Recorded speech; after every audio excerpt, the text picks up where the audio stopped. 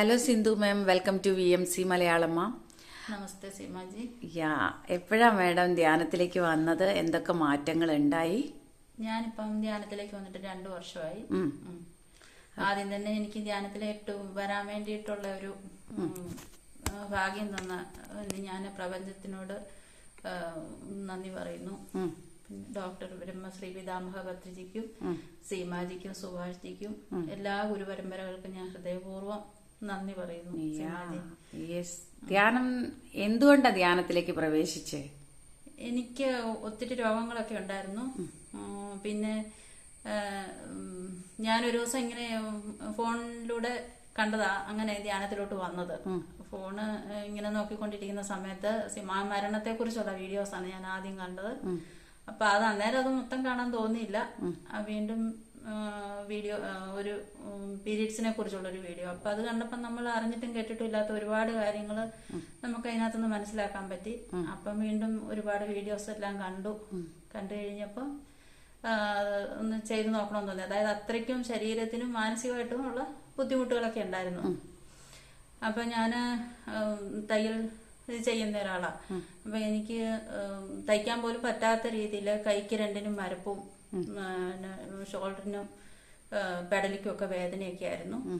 അപ്പം ഞാൻ ഓർത്ത് എന്തായാലും ഇതിപ്പം അത് കഴിഞ്ഞാ അറിഞ്ഞത് വെജിറ്റേറിയൻ ആണെന്നുള്ള എനിക്ക് മനസ്സിലാവുന്നേ. അപ്പൊ ഞാൻ ഓർത്ത VMC എന്നാൽ വെജിറ്റേറിയൻ മെഡിറ്റേഷൻ ചാനൽ എന്ന് കേട്ടില്ലായിരുന്നോ? കേട്ടു, പക്ഷെ അത് പെട്ടെന്ന് ഉള്ളിലേക്ക് പോയില്ല. അപ്പൊ ഞാൻ ഏതായാലും ഓർത്ത് ഒരാഴ്ച എന്നാ വെജിറ്റേറിയനോ ഒന്നും കഴിക്കാതെ ഒന്ന് ചെയ്ത് നോക്കാം. ഏതായാലും ഈ മരുന്നൊക്കെ കഴിക്കുന്നതിൽ നല്ലതാണല്ലോ എന്ന് ഓർത്ത് ഞാൻ ഒരാഴ്ച ഇരിക്കാൻ തന്നെ തീരുമാനിച്ച് വെളുപ്പിനെ എണീറ്റ്. അപ്പൊ ഇരുട്ടത്തിരിക്കാൻ ഒരു പേടിയുണ്ടായിരുന്നു, ലൈറ്റൊക്കെ നിർത്തിയിട്ടിരിക്കാൻ. അപ്പൊ ഞാൻ നിലവിളക്ക് കത്തിച്ച് വെച്ചിട്ട് അങ്ങനെ, അതായത് ഇരുട്ടത്തിരിക്കാൻ പേടിയായതുകൊണ്ട് ഒരു വെട്ടമില്ലാതെ ഒരു മാത്രം വെളുപ്പിനെ എണീറ്റിരിക്കാൻ ഒരു ബുദ്ധിമുട്ട് പോലെ തോന്നി. അപ്പൊ ഞാൻ ആ വെളുപ്പിനെ എണീറ്റ് വിളക്കൊക്കെ കത്തിച്ച് വെച്ച് പ്രാർത്ഥിച്ച് ഞാൻ ധ്യാനത്തിന് ഇരുന്നു. ഇവിടെ ഒരു ക്ലാരിറ്റി കൊടുക്കട്ടെ കേട്ടോ മാഡം. മൈ ഡിയർ ഫ്രണ്ട്സ്, ഇത് കേട്ടിട്ട് നിങ്ങൾ അതായത് ധ്യാനം ചെയ്യുമ്പോൾ നിലവിളക്ക് കൊളുത്തി വെക്കണം എന്നുള്ളതല്ല കേട്ടോ ഇൻഫർമേഷൻ. അവർക്ക് ഭയമായതുകൊണ്ട് നമ്മൾ ഇരുട്ടിൽ തന്നെയാണ് ധ്യാനം പരിശീലിക്കേണ്ടത്. അതായത് നമ്മളാകുന്ന വെളിച്ചത്തെ അറിയാൻ, അല്ലേ? നമ്മെ നാം കാണാൻ, നമ്മളെ ലൈറ്റ് ബീയിങ്സ് ആണ്. അപ്പോൾ അതിന് ഇരുട്ട് തന്നെയാണ്, എല്ലാം ക്ലോസ് ചെയ്യണം എന്നാണ് ഞങ്ങളെ പരമഗുരു പഠിപ്പിച്ചിട്ടുള്ളത്.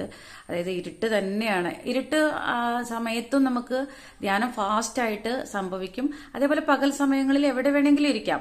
പക്ഷെ ധ്യാനം ചെയ്യുന്ന സമയത്ത് ലൈറ്റ് ഇടരുത്, വിളക്ക് കത്തിക്കരുത്. ഓക്കെ.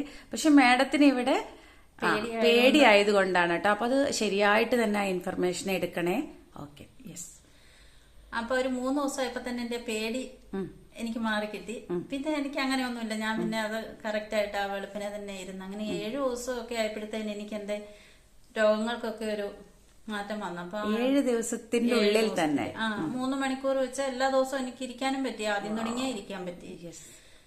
എന്നിട്ട് ആ 7 ദിവസം ആയപ്പോഴത്തേനും ഒരു ദിവസം ഇതുപോലെ വെളുപ്പിനെ നമ്മളാ ധ്യാനത്തിന്റെ സമയത്ത് ഭയങ്കര മഴയായിരുന്നു വെളിയില്. പക്ഷെ എനിക്ക് ഭയങ്കരമായിട്ട് അങ്ങ് വേർത്തു. ധ്യാനം എല്ലാം കഴിഞ്ഞ് എണീറ്റ് കഴിഞ്ഞപ്പോഴത്തേന് എനിക്ക് അപ്പം അതിനടിക്കാനൊന്ന് വീണായിരുന്നു. അപ്പൊ വീണിട്ട് ഒരു സൈഡ് അടിച്ച് വീണിട്ട് എനിക്ക് ഒരു പണിയും ചെയ്തില്ല. സ്വന്തം തുണി പോലും കഴുകാൻ മേലാത്ത ഒരവസ്ഥയിലിരിക്കുമായിരുന്നു. ഇപ്പം സ്കാൻ ചെയ്യണമെന്നൊക്കെ ഡോക്ടർ പറഞ്ഞിരുന്ന ഒരു സമയത്ത് ഞാൻ പിന്നെ അന്നേരം ഇത് കാണുന്നേ. അപ്പൊ എന്താണേലും ഇതൊന്ന് ചെയ്ത് നോക്കിയിട്ടേ പോകുന്നുള്ളൂ എന്ന് പറഞ്ഞ് എക്സ്റേ എടുത്തതിനകത്ത് വലിയ കുഴപ്പമൊന്നുമില്ലെന്ന് പറഞ്ഞു. പക്ഷെ വേദന മാറിയില്ലായിരുന്നു. മരുന്ന് കഴിച്ചിട്ട് സ്കാൻ ചെയ്യണമെന്നാ പറഞ്ഞു. അപ്പൊ ഞാൻ അന്ന് ഇത് മെഡിറ്റേഷൻ കഴിഞ്ഞ് എണീറ്റ് കഴിഞ്ഞപ്പോഴത്തേന് എനിക്ക് ആ വേദന ഇല്ല. അത് എന്ത് ചെയ്യാന്ന് എനിക്ക് അറിയത്തില്ല. ആ വേദന ഇല്ല. എനിക്ക് തുമ്മത്തും ചുമക്കുന്നൊന്നും ഇല്ലായിരുന്നു. അതൊക്കെ മാറി. അത് കഴിഞ്ഞ് പിന്നെ ഞാൻ ധ്യാനം തുടർന്നുകൊണ്ടേയിരുന്നു. അപ്പൊ ഈ വേദന മാറിയപ്പോഴാണോ മാഡത്തിന് ഇതില് വിശ്വാസം വന്നത്? അതെ, പെട്ടെന്ന് അത് വീട്ടിലെല്ലാവർക്കും വിശ്വാസമായി. അപ്പൊ അത്രയും ഇതായിട്ട് എല്ലാരും അമ്മ ഇങ്ങനെ പോകാതിരുന്ന ശരിയാകത്തില്ല, ആശുപത്രി പോയി നമുക്ക് സ്കാൻ ചെയ്യാന്നൊക്കെ പിള്ളേര് പറഞ്ഞോണ്ടിരുന്നിടത്താണ് ഞാനിത് ചെയ്യുന്നത്. അപ്പൊ പെട്ടെന്ന് ഇത് മാറിയപ്പോഴത്തേന് അവർക്ക് അത് ഭയങ്കര എല്ലാവർക്കും 7 ദിവസത്തിന്റെ ഉള്ളിലാണ് ഇതെല്ലാം മാറിയത്. ഉള്ളിലാണ് ഈ വീണ വേദന എല്ലാം മാറിയത്.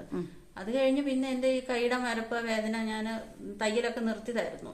അതൊക്കെ എപ്പോ പോയെന്നൊന്നും എനിക്ക് അറിയത്തില്ല. അതെല്ലാം മാറി ഞാൻ പിന്നെ തയ്യലിലോട്ട് തിരിച്ചു വന്നു. ഇപ്പം ഇഷ്ടംപോലെ വർക്കുണ്ട്, നന്നായിട്ട് തയ്യൽ ചെയ്തു വരുന്നുണ്ട്. പിന്നെ ഹസ്ബൻഡിനാണേലും ഇങ്ങനെ പൈൽസിന്റെ അസുഖം ഉണ്ടായിരുന്നു. അപ്പൊ പുള്ളി അതിന് മരുന്ന് കഴിച്ചു. അത് കഴിഞ്ഞിട്ട് പിന്നെ വയറ്റിൽ നിന്ന് പോകാനുള്ള ഒരു ബുദ്ധിമുട്ട് വന്നു. മരുന്നും കഴിച്ചോണ്ട് വയറ്റിൽ നിന്ന് പോകാനുള്ള മരുന്നും കഴിച്ചോണ്ട് ഓട്ടോ എടുത്ത് പോയി. അപ്പൊ വഴിക്ക് വെച്ച് ഇങ്ങനെ തല ഇറങ്ങി. ഓട്ടോ ഒരു സൈഡിലോട്ട് അങ്ങ് പോകുക. അപ്പൊ ഞങ്ങള് 2-3 പിള്ളേരും ഞാനും ഒക്കെ വണ്ടിയിൽ ഇരിപ്പുണ്ട്. അപ്പൊ കൊച്ചു പറഞ്ഞ, അച്ചച്ചി വണ്ടി നിർത്തി ഞങ്ങൾ ഓടിക്കാമെന്ന് പറഞ്ഞിട്ടും പുള്ളിക്ക് എണീറ്റ് കഴിഞ്ഞ വയറ്റിൽ നിന്ന് പോകുന്നുള്ള പേടി.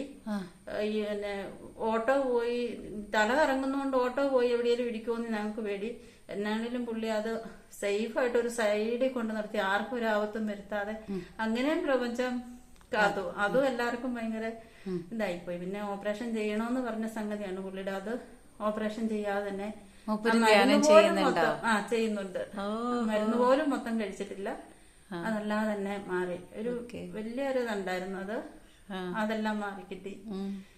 പിന്നെ എനിക്ക് മാനസികമായിട്ട് ഒത്തിരി പ്രശ്നങ്ങൾ ഉണ്ടായിരുന്നു. കുഞ്ഞിലേ തുടങ്ങിയ നമ്മള് സത്യം പറഞ്ഞാൽ ജനിച്ചപ്പോ തുടങ്ങിയെന്ന് പറയാം. അങ്ങനെ ഒരുപാട് ദുഃഖങ്ങള് അനുഭവിച്ചു വന്നോണ്ട്. പിന്നെ എനിക്ക് ദേഷ്യമില്ല കേട്ടോ. എല്ലാരോടും എപ്പോഴും ഞാൻ എന്റെ കഴിവിന്റെ പരമാവധി ക്ഷമിക്കും. ആർക്ക് എന്ത് കൊടുക്കാനും ഒക്കെ നമുക്ക് ഇഷ്ടം. പക്ഷെ ദേഷ്യം വന്നാല് ക്ഷമിക്കുന്നുണ്ടെങ്കിലും നമ്മുടെ ഉള്ളിലൊരിതുണ്ടല്ലോ. അപ്പൊ അതൊക്കെ എനിക്ക് ധ്യാനത്തിലോട്ട് വന്നു കഴിഞ്ഞു. അങ്ങനെ പോലും നമ്മൾ മനസ്സിൽ ചിന്തിക്കാൻ പാടില്ല. അത്രയ്ക്കും അന്തരംഗം ശുദ്ധിയായിരിക്കണം. അപ്പം അടുത്തുള്ളവരൊക്കെ പറയും, സിന്ധു ചേച്ചിയെ കണ്ടുപിടിക്കണം, ചേച്ചി ആരുടെയും കുറ്റം പറയാറില്ല, ആരോടും ആവശ്യമില്ലാതെ സംസാരിക്കാറില്ല, ആരുടെയും കാര്യം കേൾക്കാറില്ല എന്നൊക്കെ പറയായിരുന്നു. അപ്പം ഞാനും ഓർത്തു അത് ശരിയാണ്. പക്ഷെ അതിലും ഒക്കെ നമ്മൾ ഒത്തിരി കൂടെ ഇതാകണമെന്ന് എനിക്ക് ധ്യാനത്തിലോട്ട് വന്നു കഴിഞ്ഞാൽ മനസ്സിലായി. അപ്പം നമ്മളിലേക്ക് നോക്കുമ്പോൾ ഒത്തിരി കാര്യങ്ങൾ നമ്മൾ മനസ്സിൽ കുറെ കൂടെയൊക്കെ നമ്മൾ അറിയാനുണ്ട്. അങ്ങനെ അതെല്ലാം ധ്യാനത്തിലോട്ട് വന്നു കഴിഞ്ഞിട്ട് എനിക്ക് ഒത്തിരി മാറ്റം വന്നു. ഇപ്പൊ എന്നാ ദുഃഖം എന്ത് വന്നെന്ന് പറഞ്ഞാലും അതെനിക്ക് എന്നെ ബാധിക്കാറില്ല. എനിക്കത് പ്രശ്നമില്ല. അതൊരു സൈഡില് അവിടെ ഉണ്ടാവും. ചെറുപ്പം മുതലേ ദുഃഖമാണെന്ന് പറഞ്ഞു. അപ്പൊ ഏറ്റവും കൂടുതൽ ദുഃഖവും ദുരിതവും ഒക്കെ കൊണ്ടുവന്നത് നമ്മളാണ്. അത് അനുഭവിക്കുമ്പോഴാണ് ആ ക്ലെൻസിങ് പ്രോസസ്സ് സംഭവിച്ചിട്ട് നമുക്ക് ഈ ധ്യാനത്തിലേക്ക് എത്തിപ്പെടാനുള്ള യോഗ്യത അർഹതയും കിട്ടി അല്ലെ. സുഖമുള്ളവർക്കും പരിപൂർണമായിട്ടുള്ള കംഫർട്ട് ഉള്ളവർക്ക് ഇതിലേക്ക് എത്താൻ പറ്റില്ല. അവരോട് നമ്മൾ പറഞ്ഞാൽ പോലും അവരത് കേക്കില്ല, സമയമായിട്ടില്ല അവർക്ക്. എപ്പോഴും ഞാൻ പറയും, നമുക്ക് എന്തെങ്കിലും അതുപോലെ ഒരു ബുദ്ധിമുട്ടുള്ളവരാണ് ശരിക്കും മാനസികമായിട്ട് കൂടുതലും, പിന്നെ ശാരീരികമായിട്ടുള്ളവരും ഇതിലോട്ട് വരും. ശാരീരികമായിട്ട് ബുദ്ധിമുട്ടുള്ളവര്. മാനസിക ബുദ്ധിമുട്ടെന്ന് പറഞ്ഞാൽ നമ്മൾ എവിടെ ചെന്നാലും നമുക്കൊരു ശാന്തി. അമ്പലത്തിൽ പോയാലും ജ്യോത്സ്യന്മാരുടെ അടുത്ത് പോയാലും, ജ്യോത്സ്യന്മാരുടെ അടുത്തൊക്കെ നമ്മൾ ഒത്തിരി പോയിട്ടുണ്ട്. പക്ഷെ അതുകൊണ്ടൊന്നും നമുക്കൊരു ശാശ്വതമല്ല. എന്തേലും പോയി ഒരു വഴിപാട് കഴിച്ച് നമുക്ക് താൽക്കാലികമായിട്ടൊരു അത് കഴിഞ്ഞ് നമ്മൾ സീമാജിയുടെ വീഡിയോസ് എല്ലാം കേട്ട് നമ്മൾ കൊണ്ടുവന്നിട്ടുള്ളതാണ് ഇതെല്ലാം.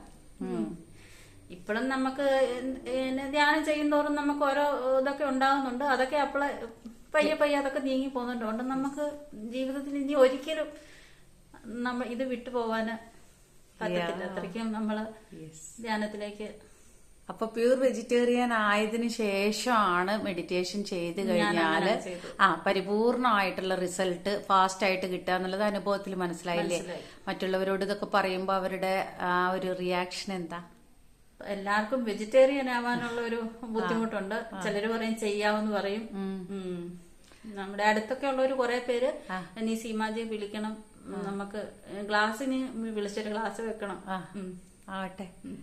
പിന്നെ ഹസ്ബൻഡും കുട്ടികളൊക്കെ എങ്ങനെ ഈ ഒരു വെജിറ്റേറിയൻ ആവാ എന്ന് പറയുമ്പോ ഫസ്റ്റ് എന്തായിരുന്നു അവരുടെ ഒപ്പീനിയൻ? അവരൊന്നും പറഞ്ഞില്ല. എന്ന് വെച്ചാൽ എനിക്ക് അത്രയ്ക്ക് ബുദ്ധിമുട്ടുകൾ ഉണ്ടായിരുന്നു. അപ്പൊ അമ്മ ഇഷ്ടം ഉള്ള പോലെ അമ്മ അത് ചെയ്ത് നോക്ക്, അങ്ങനെ ഒരു പറഞ്ഞിട്ടുള്ളൂ. അല്ലാതെ അതായത് സിന്ധു മാമിന്റെ മാറ്റം കണ്ടപ്പോ അവർക്ക് പിന്നെ വേറൊരു അഭിപ്രായവും ഇല്ല, ഇതാണ് കറക്റ്റ് എന്ന് അവര് സമ്മതിച്ചു. അതാണ് പ്രത്യക്ഷമായിട്ട് കാണുകയാണ് അവര് മാഡത്തിലെ മാറ്റം അല്ലെ. അപ്പൊ ധ്യാനം വെജിറ്റേറിയനിസം ആണ് കറക്റ്റ് എന്ന് അവർക്ക് തോന്നി.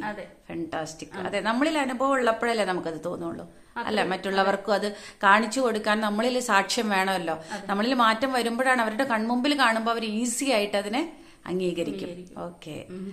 അപ്പോ ഇത് എല്ലാവരിലേക്ക് എത്തിക്കാൻ സിന്ധു മാം ചെയ്യുന്ന പ്രവർത്തനങ്ങൾക്ക് ഒരുപാട് നന്ദി.